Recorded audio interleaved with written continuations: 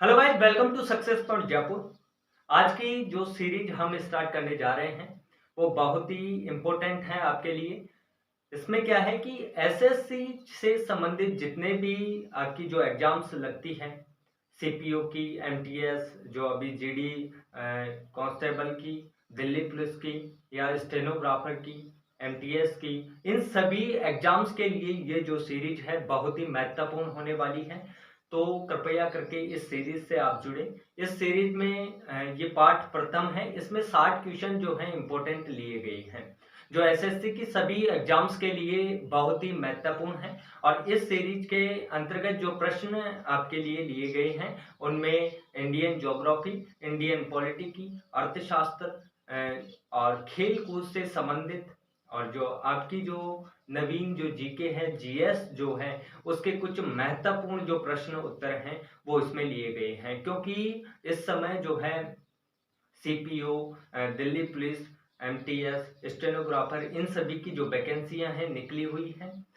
और उन सभी की जो लास्ट डेट है वो भी मैं आपको डिस्क्रिप्शन में मेंशन कर दूंगा, वहां पर बता दूंगा कि किस एसएससी में जो है किस किस की वैकेंसियां निकली हुई है और किसकी जो है उसकी लास्ट डेट जो है कब तक है।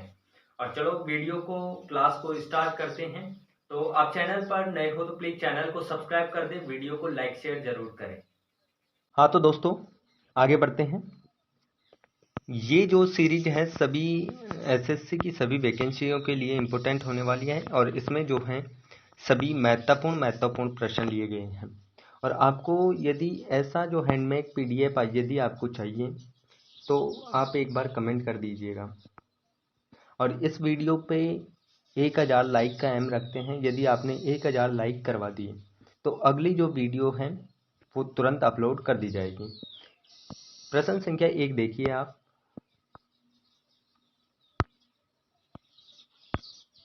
देखिए, निम्नलिखित में से कौन सा ग्रह जो है सौर मंडल के सबसे ठंडे ग्रह की श्रेणी में आता है?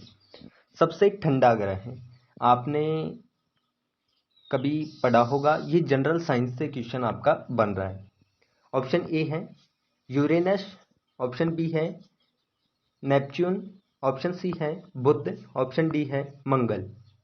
आपका इसका ऑप्शन यदि आपको आता है तो आप कमेंट बॉक्स में भी बता सकते हो कि ए, बी, सी या डी, यूरेनस, नेपच्यून, बुध या मंगल।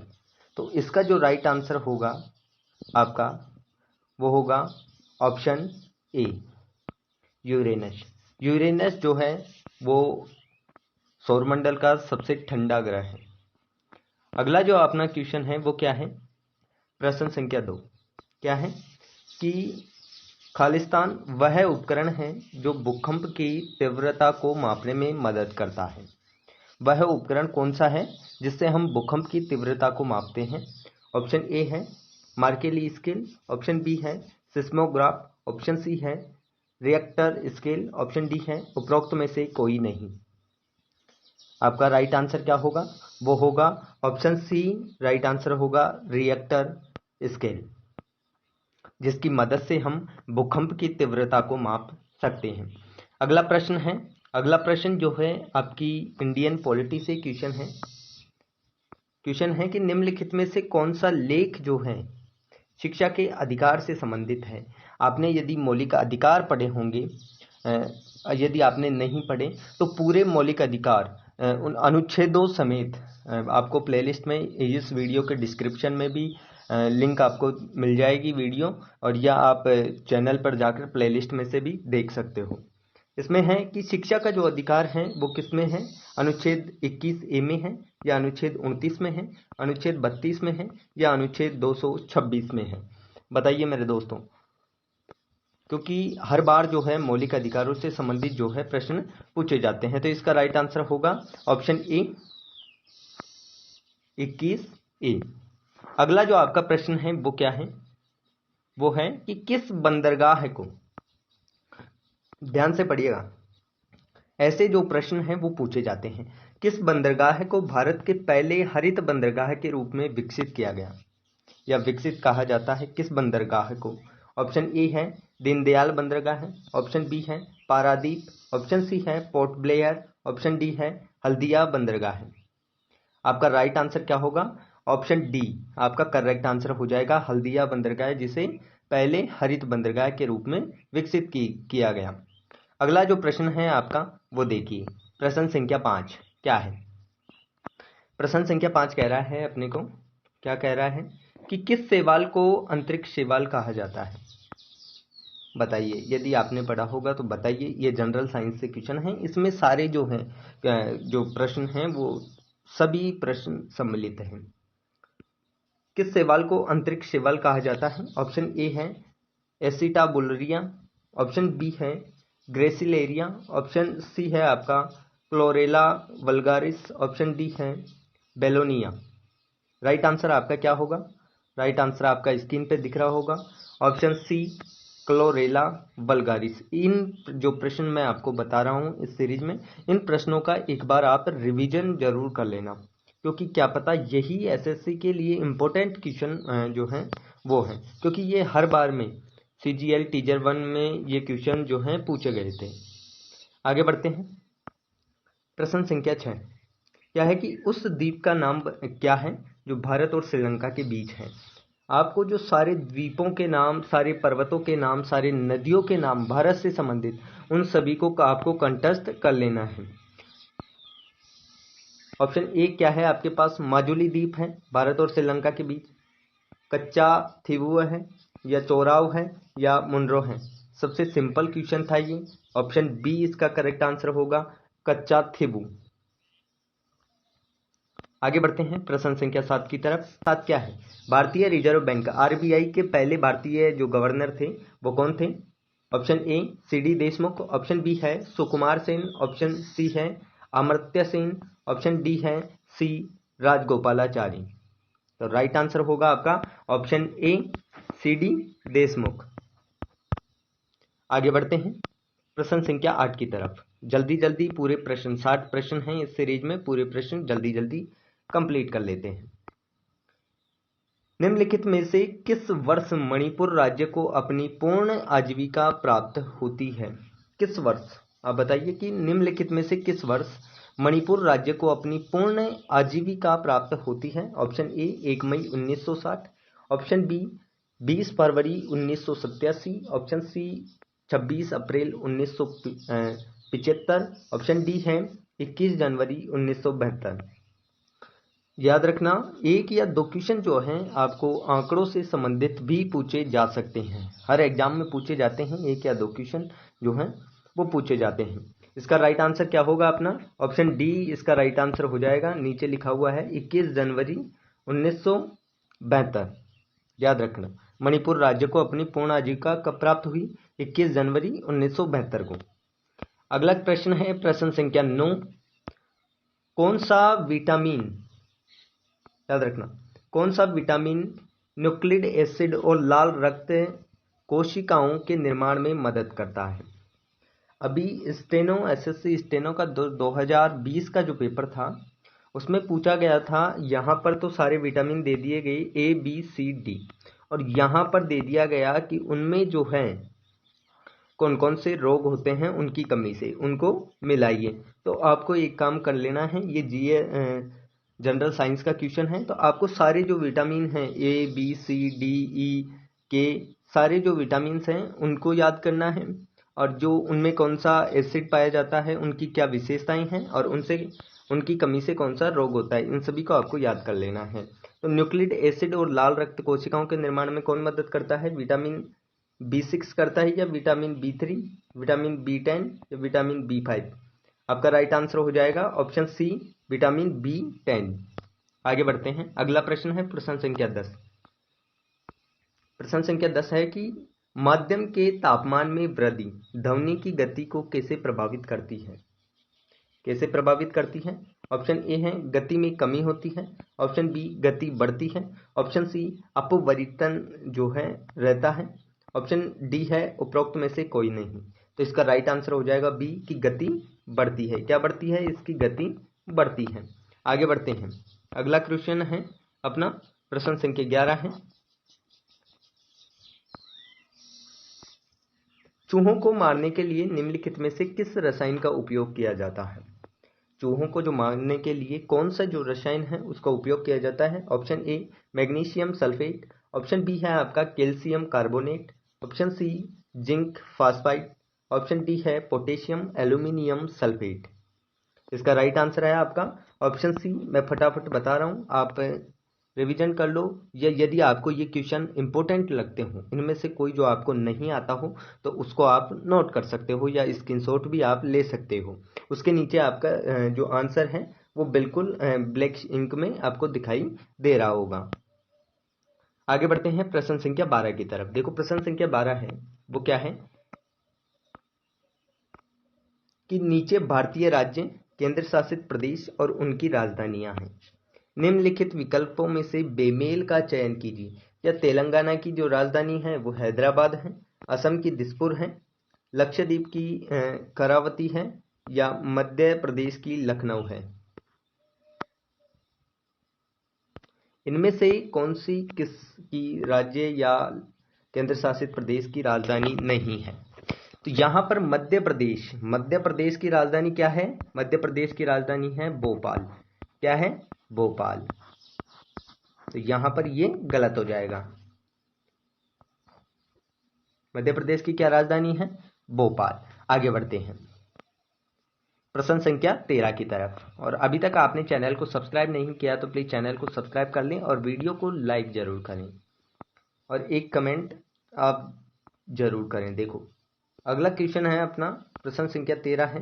क्या है कि पृथ्वी की आयु की गणना में किस तत्व के समस्थानिक का उपयोग किया जाता है? ऑप्शन ए है कोबाल्ट, ऑप्शन बी है कार्बन, ऑप्शन सी है आपका सोडियम और ऑप्शन डी है रेडियम। क्या है? Option D radium. तो इसका राइट आंसर क्या हो जाएगा अपना? इसका राइट आंसर हो जाएगा कार्बन। क्या हो जाएगा? कार्बन। आगे बढ़ते हैं प्रश्न संख्या 14। ये क्वेश्चन जो है हिस्ट्री से रिलेटेड है। क्या है कि किस वायसराय को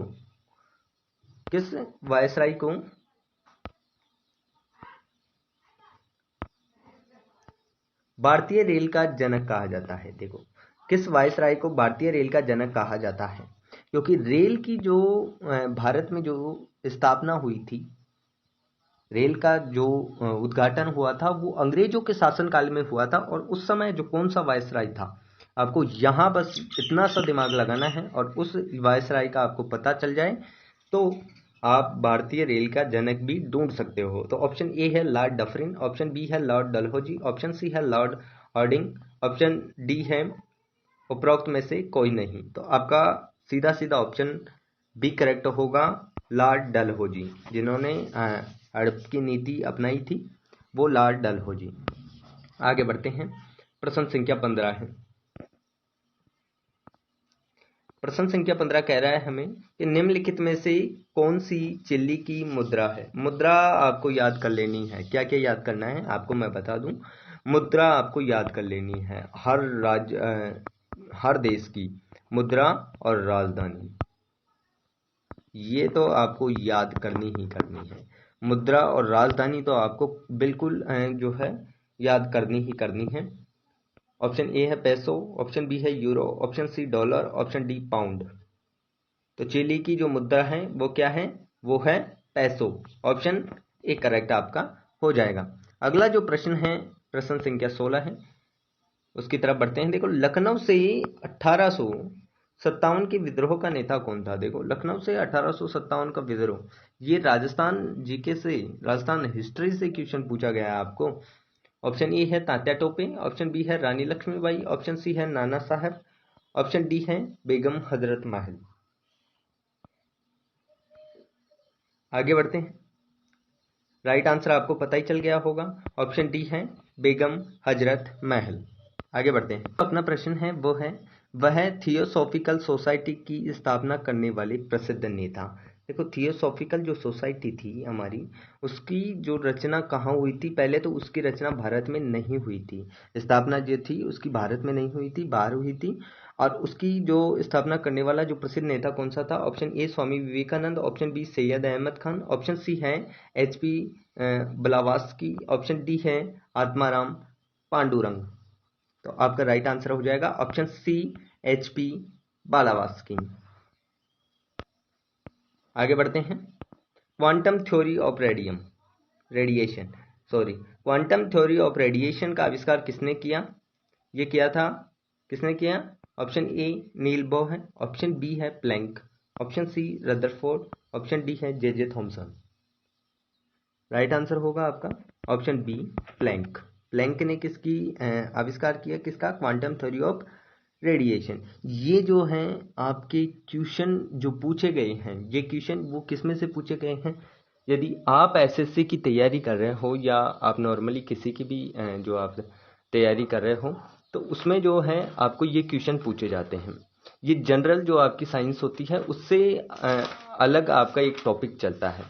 वो टॉपिक क्या चलता है? उस टॉपिक में ये आते हैं कि साइंटिफिक रिसर्च जो आपका ये टॉपिक है, जिसमें क्या है कि जिस की भी खोजकर्ता जो भी है खोजकर्ता, उसने किसका आविष्कार किया या खोज किया, तो ये साइंटिफिक रिसर्च आपका एक टॉपिक होगा, उसमें से ये क्वेश्चन पूछे जाते हैं। आगे बढ़ते हैं। अगला प्रश्न है अपना प्रश्न संख्या 19वां। विश्व का सबसे बड़ा पठार कौन सा है? आप सभी को पता है विश्व का सबसे बड़ा, ऑप्शन ए है मैक्सिको का पठार ये है, ऑप्शन बी है दक्कन का, ऑप्शन सी है अरब का, ऑप्शन डी है तिब्बत का। आपका राइट आंसर क्या होगा? ऑप्शन डी तिब्बत का, ऑब्वियसली सबको पता है। आगे बढ़ते हैं प्रश्न संख्या 20 की तरफ। प्रश्न संख्या 20 क्या कहता है? प्रश्न संख्या 20 कह रहा है कि निम्नलिखित तत्वों में से कौन सा जो तत्व है वो हवा में एक प्रमुख अनुपात में मौजूद है? बताइए, ऐसा कौन सा जो तत्व है जो एक प्रमुख अनुपात में जो है मौजूद है? ऑप्शन ए ऑक्सीजन है क्या? नहीं है। Option B nitrogen, option C carbon dioxide, option D organ. तो ऑप्शन बी आपका करेक्ट आंसर हो जाएगा नाइट्रोजन। आगे बढ़ते हैं। अपना अगला क्वेश्चन है प्रश्न संख्या 21 है कि निम्नलिखित में से किस देश की राजधानी बैंकॉक है? आपको पता चल जाना चाहिए यहाँ पर भाई किसकी राजधानी बैंकॉक है, तो मैं बता दूं थाईलैंड की राजधानी बैंकॉक है और रबर का प्रमुख उत्पादक है। 2 प्रश्न पूछे हैं, ये आपको हिंट दिया गया है, यहाँ से आपको समझ जाना चाहिए। क्या समझोगे कि जो राजधानी है बैंकॉक है, तो बैंकॉक किसकी राजधानी है? मैंने पहले बताया था कि राजधानी है, याद कर लेना, तो वो है थाईलैंड की। ऑप्शन ए आपका करेक्ट यहाँ पर हो जाएगा। अगला जो प्रश्न है प्रश्न संख्या 22वां, वो क्या है कि चट्टान में उत्तल उत्तल को क्या कहा जाता है, या चट्टान में उत्तल को क्या कहा जाता है? उत्तल को क्या कहा जाता है? तो उत्तल को कहा जाता है एंटी लाइन। क्या कहा जाता है? Anti line. ऑप्शन सी आपका जो है करेक्ट आंसर, जिन्होंने भी सोचा है या पढ़ा है आपने, वो करेक्ट आंसर होगा एंटी लाइन। अगला जो प्रश्न है अपना वो है 23 वाला। क्या है कि सतलुज नदी का ऋग्वेदिक नाम क्या है? ये आ गया इंडियन ज्योग्राफी से संबंधित आपका प्रश्न कि सतलुज नदी का ऋग्वेदिक नाम आपने पूछ लिया इन्होंने। ऑप्शन ए है Saraswati, option B Kumbha, option C Sindhu, option D Sutudri. तो सतलुज नदी का जो ऋग्वेदिक नाम है वो क्या है? सुतुद्री। क्या है? सुतुद्री। अगला जो प्रश्न है प्रश्न संख्या 24। इटली की राजधानी रोम निम्नलिखित में से किस नदी के तट पर है? तो इटली की राजधानी रोम निम्नलिखित में से किस नदी के तट पर स्थित है? ऑप्शन ए है टेम्स, ऑप्शन बी है तिबर, ऑप्शन सी है एवन, ऑप्शन डी है टाइम। आपका राइट आंसर क्या होगा? Option B Tiber. Tiber. Italy की राजधानी क्या है? रोम है, और रोम किस नदी पर है? तिबर। अगला प्रश्न है प्रश्न संख्या 25। ऑप्टिकल फाइबर किस सिद्धांत पर काम करता है? अगला प्रश्न है ऑप्टिकल फाइबर किस सिद्धांत पर काम करता है? ऑप्शन ए प्रकाश का परावर्तन, प्रकाश का विवर्तन, ऑप्शन बी है प्रकाश का अपवर्तन, ऑप्शन सी है पूर्ण आंतरिक परावर्तन, ऑप्शन डी है उपरोक्त में से कोई नहीं। उत्तर होगा आपका ऑप्शन सी पूर्ण आंतरिक परावर्तन। ऑप्शन सी ऑप्टिकल फाइबर का सिद्धांत पूर्ण आंतरिक परावर्तन पर काम करता है। अगला प्रश्न है प्रश्न संख्या 26। गन्ने की लाल जड़ के लिए कौन सा कवक जिम्मेदार है? गन्ने की लाल जड़ के लिए कौन सा कवक जिम्मेदार है? ऑप्शन ए है मैग्नापोर्थे ओरेजा, ऑप्शन बी है पुकुनिया, ऑप्शन सी है थाइथियम डिबारियनम, ऑप्शन डी है आपका कोलेट्रोट्रिचम फाल्टकम। तो राइट आंसर होगा आपका ऑप्शन डी आपका राइट आंसर हो जाएगा। अगला जो प्रश्न है इंडिया पॉलिटिकल से क्वेश्चन है आपका कि प्रधानमंत्री के कर्तव्य संविधान के किस अनुच्छेद के अंतर्गत आते हैं। तो सर्वप्रथम आपको सभी के अनुच्छेद आपको याद कर लेने हैं। जैसे राष्ट्रपति के आपने याद कर लिया, राज्यपाल के अनुच्छेद आपने याद कर लिए, मुख्यमंत्री के कर लिए, प्रधानमंत्री के, सभी के कॉलम बना के आपको सभी के अनुच्छेद जो हैं आपको याद कर लेने हैं। अब इसका आंसर आप बताइए कि कर्तव्य संविधान के किस अनुच्छेद के अंतर्गत आते हैं। किसके कर्तव्य? प्रधानमंत्री के कर्तव्य। अनुच्छेद 78, अनुच्छेद 42, अनुच्छेद 19, अनुच्छेद 27। तो राइट आंसर आपका क्या हो जाएगा? ये से तो बिल्कुल ही 42 से ये 27 से लेके 42 ये तो जो है अनुच्छेद 27, 19 ये तो क्या है? मौलिक अधिकार हैं आपके, इतना पता होना चाहिए। ये मौलिक अधिकार में आपके आ जाते हैं। फिर इसके बाद 42, 51 से लेकर आपके नीति निर्देशक तत्व आ जाते हैं। इसके बाद मूल कर्तव्य अनुच्छेद जो 78 है, ऑप्शन ए आपका राइट आंसर हो जाएगा। अगला जो प्रश्न है प्रश्न संख्या 28, न्यूजीलैंड की खोज करने वाला पहला यूरोपीय यात्री कौन था। इस तरह क्वेश्चन है। Option A Abel Tasman, option B Vasco da Gama, option C Hernan Cortes, option D है जैक्स कॉर्टियर। राइट आंसर आपका क्या होगा? हाबिल तस्मान। आगे बढ़ते हैं। अगला क्वेश्चन है प्रश्न संख्या 29, भारत में रबी के मौसम में निम्नलिखित में से कौन सी फसल जो है काटी जाती है। ऑप्शन ए है जो है आपका ज्वार, ऑप्शन बी गेहूं, ऑप्शन सी कपास, option D jute. Right answer क्या होगा? रबी के मौसम में अब ज्वार जो है, कपास और जूट। अब गेहूं जो बचा है, गेहूं आ जाए, चना आपको याद रखना है, जो ये जो फसलें हैं रबी की फसलें हैं। तो राइट आंसर हो जाएगा गेहूं। अगला जो प्रश्न है ब्लड प्रूफ खिड़कियों में किस फाइबर का उपयोग किया जाता है। इंपॉर्टेंट क्वेश्चन है। Option A nylon 66, option B terylene, option C है पॉलीकार्बोनेट, ऑप्शन डी है केवरल। तो राइट आंसर होगा आपका पॉलीकार्बोनेट। ब्लड प्रूफ जो कांच होता है उसमें किसका प्रयोग किया जाता है? पॉलीकार्बोनेट का। अगला जो प्रश्न है प्रश्न संख्या 31, किस भारतीय राज्य का सबसे लंबी जो है तटरेखा है। किस भारतीय राज्य की बताइए तटरेखा समुद्र से लगी हुई। Option A Andhra Pradesh, option B Maharashtra, option C Tamil Nadu, option D Gujarat. Right answer क्या होगा? Option D Gujarat. आगे बढ़ते हैं। अगला जो प्रश्न है हमारा वो है 32वां क्वेश्चन। 32वां क्वेश्चन क्या कह रहा है कि निम्नलिखित में से किस प्रतिष्ठित व्यक्तित्व को सबसे पहले ज्ञानपीठ पुरस्कार से सम्मानित किया गया। कौन थी वो? प्रतिभा पाटिल थी या प्रतिभा देव सिंह पाटिल, ऑप्शन बी है आशा पूर्णा देवी, ऑप्शन सी है विजया लक्ष्मी पंडित, ऑप्शन डी है मार्गरेट अल्वा। राइट आंसर क्या होगा कि प्रतिष्ठित व्यक्ति का जो सबसे पहले ज्ञानपीठ जो पुरस्कार है वो किसे दिया गया? आशा पूर्णा देवी को। ऑप्शन बी आपका राइट आंसर हो जाएगा। अगला जो प्रश्न है प्रश्न संख्या 33, निम्नलिखित में से कौन सा कर प्रत्यक्ष कर नहीं है। कौन सा जो कर है वो प्रत्यक्ष कर नहीं है या प्रत्यक्ष कर की श्रेणी में नहीं आता। ये क्वेश्चन पूछा गया है इकोनॉमिक्स से। यदि आपने पढ़ा होगा तो इकोनॉमिक्स से क्वेश्चन पूछा गया है कि कौन सा कर प्रत्यक्ष कर नहीं है। ऑप्शन ए आयकर, ऑप्शन बी संपत्ति कर, ऑप्शन सी माल और सेवा कर, ऑप्शन डी है मूल्य वर्धित कर वेट। राइट आंसर क्या होगा? ऑप्शन सी माल और सेवा कर। अगला जो आपका प्रश्न है वो है प्रश्न संख्या 34, किस घटना के कारण आकाश का रंग नीला होता है। ऑप्शन ए प्रकाश का विवर्तन, ऑप्शन बी प्रकाश का प्रकीर्णन, ऑप्शन सी प्रकाश का परावर्तन, ऑप्शन डी है प्रकाश का अपवर्तन। राइट आंसर क्या होगा? राइट आंसर होगा इसका ऑप्शन बी प्रकाश का प्रकीर्णन।